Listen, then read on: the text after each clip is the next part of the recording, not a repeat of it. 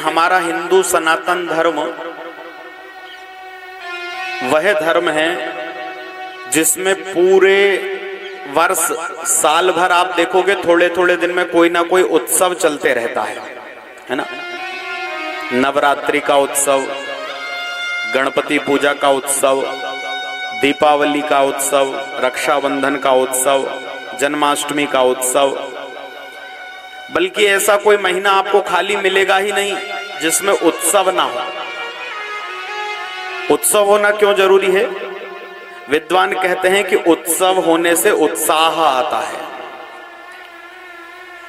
और हमारा हिंदू सनातन धर्म ये कहता है कि जीवन उत्साह से जिया जाए, निराश होकर के नहीं, हताश होकर के, परेशान होकर के नहीं, बल्कि जीवन हमेशा बहुत प्रसन्नता और बहुत उत्साह में जीना चाहिए।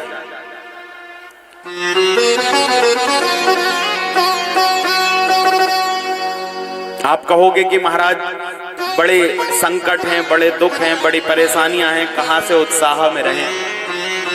तो हम आपसे निवेदन करें कि कल आपने भगवान का जो जन्मोत्सव सुना, भगवान का जन्म कहां हुआ? बोले अपने मामा कंस की कारागृह में, जेल में जन्म हुआ। आप देखना, यदि कोई ये सोच रहा हो कि हमारे जीवन में दुख है, पीड़ा है, परेशानी है, हम कैसे उत्साह में रहें, तो भगवान श्री कृष्ण का जीवन उठाकर देखें। जन्म हुआ जेल में, जेल खाने में, जहां माता पिता बेड़ी बंधन से जकड़े हुए थे, बंधे हुए थे। जन्म देते ही जन्म देने वाली मां छूट गई। देखो, दुखों की यदि कोई बात करे तो जिस मां ने जन्म दिया वो कुछ ही मिनटों में छूट गई। ले जाकर के दूसरी मां जो पालने वाली है, यशोदा मैया, वहां देकर के आ गए वसुदेव जी ने। 6 दिन के हैं, हम लोग छठी मनाते हैं। जिस दिन छठी थी उस दिन पूतना मौसी आ गई जहर पिलाने। दुख और संकट की यदि बात करें तो विचार करना कि 6 दिन के भगवान है, जहर पिलाने के लिए पूतना पहुंच गई। और थोड़े बड़े हुए, कहीं तृणावर्त आ गया, कहीं सक्टासुर आ गया। इसके बाद तो लाइन लगा दी कंस के राक्षसों ने। अघासुर, बकासुर, व्योमासुर, धेनुकासुर, केसी, यानी कितने ही आ गए एक के बाद एक। और जो आए वो ही परेशान करे। इतने परेशान हुए कि गोकुल छोड़ के वृंदावन आ गए। वृंदावन में भी आकर महाराज परेशानियां चलती रहीं। फिर जिस मां ने पाला पोसा, जो मां एक पल भी पुत्र के बिना नहीं रह सकती, उस मां को महाराज दुख भरी अवस्था में छोड़ करके फिर से मामा की नगरी में वापस आना पड़ा। वहां आए तो युद्ध पे युद्ध शुरू हो गए। मामा कंस को मारा। उसके बाद में महाराज जरासंध ने कई आक्रमण करे, रण छोड़ करके भागे, समुद्र से भूमि ली और वहां पर द्वारिकापुरी बसाई। सोचा कि द्वारिका में आराम से रहेंगे, तब तक महाभारत की विभीषिका तैयार हो गई। तो आप देखो कि जन्म से लेकर जब तक लीला पूरी हुई, इतने बड़े बड़े दुख जीवन में सामने भगवान के आए। लेकिन आपने पूरे ग्रंथों में कहीं देखा, सुना और पढ़ा नहीं होगा कि भगवान कभी माथा पकड़ के बैठे हैं, सिर झुका के बैठे हैं, या रो रहे हैं, या अश्रु है।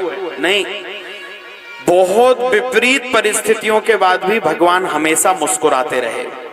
हमेशा दुनिया में जितनी भी भगवान की आप मूर्तियां देख लेंगे, वो सब मंद मंद मुस्कुराती हुई दिखेंगी आपको। आप बोलोगे वो मूर्ति तो हमने बनाई है।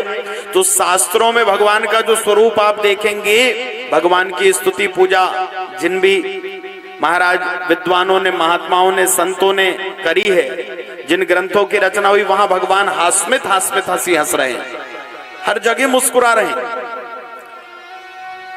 मतलब मनुष्य मात्र को भगवान ये संदेश दे रहे हैं कि जीवन उत्साह के साथ मुस्कुराते हुए जीना चाहिए, ना कि टेंशन और परेशानी में बैठे हैं महाराज सिर पकड़ के, हताश होकर के, निराश होकर के। कोई मतलब ही नहीं है। ऐसा निराशा युक्त जीवन कोई काम का नहीं। जीवन उमंग और उत्साह के साथ में जिए। सबके जीवन में आते हैं। इनसे घबराने की, टूटने की, निराश हताश होने की आवश्यकता नहीं। हर परिस्थिति में मुस्कुराओ। भगवान श्री कृष्ण की ये कथा हमें संदेश देती है। चाहे कितनी भी विकट परेशानी क्यों ना हो जाए, लेकिन मुस्कुराना बंद मत करो। बल्कि ये भी कहा जा सकता है कि भगवान की एक भक्ति भी है प्रसन्न रहना, खुश रहना, मुस्कुराते रहना। जो प्रसन्न है, जो खुश है, जो उत्साहित है, जो आनंदित है, उसके साथ सब रहना पसंद करते हैं। जो हताश, निराश, परेशान व्यक्ति है, लोग सोचते हैं अरे महाराज उसके पास क्या जाना, जब देखो तब रोते ही रहता है। हाँ, ऐसे व्यक्ति के पास क्या जाए 24 घंटे। अब बहुत लोग ऐसे होते हैं कि महाराज रो रो के उनकी आदत ऐसी पड़ गई है कि जीवन में भगवान ने सब कुछ दे दिया, फिर भी आप देखो वो रोते ही रहेंगे। कभी भी आप चले जाओ, वो उनकी परेशानी खत्म ही नहीं होगी। घर बन गया, गाड़ी आ गई, व्यवस्थाएं सब हो गई, इसके बाद भी उनका रोना चालू ही है, क्योंकि वो आदत में आ गया जीवन में।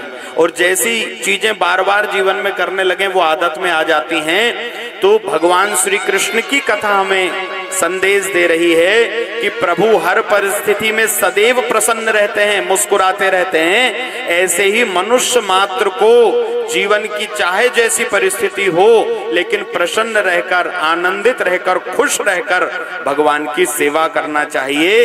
इसी से भगवान कृष्ण प्रसन्न होते हैं, हर परिस्थिति में प्रसन्न। संकट को दूर करने का एक उपाय है। यदि आप किसी भी चीज को अपने ऊपर हावी होने दोगे, आप देखना बहुत छोटी छोटी चीजें हैं, आप किसी से डरने लगो तो वो व्यक्ति आपको और डराने लगेगा। और दूसरों की बात क्या कहें, आप किसी गली से निकलो और कोई कुत्ता दूर से भौंक रहा हो, आप देखना कभी, अच्छा प्रैक्टिकल करके। यदि आप थोड़े से डर कर भागने लगे तो वो आपकी ओर और ज्यादा दौड़ के आएगा और फिर आपको दौड़ ही लगवा देगा हमारा। लेकिन आप खड़े हो जाओ एकदम सामने तो वो भी झेप के पीछे हट जाता है।